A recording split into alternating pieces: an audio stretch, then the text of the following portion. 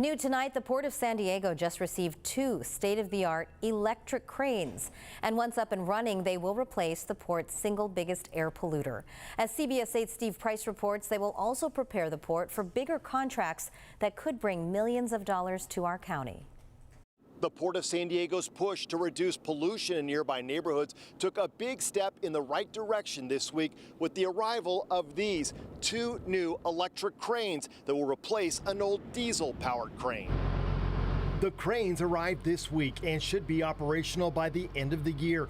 The $14 million purchase is part of the port's goal to have 100% zero-emission cargo handling equipment by 2030, and it's starting that process big. The diesel crane was the single biggest pollution emitter on the property. We are able to make huge gains in air quality improvements, public health improvements, and also increasing our potential for new business at the port. The cranes are the first of their kind in North America, and the port is definitely not giving up performance for public health. They can lift up to 400 metric tons. That's 4 times the capacity of the current crane. The 2 cranes will actually give San Diego the highest lift capacity on the U.S. West Coast, and in fact all the way from the border with Canada down to the Panama Canal. They hope to use that extra lift capacity to move things like heavy wind turbines, large solar energy projects, items they couldn't handle before, and will bring in big bucks. Like anything, if it's larger, it's more difficult to handle,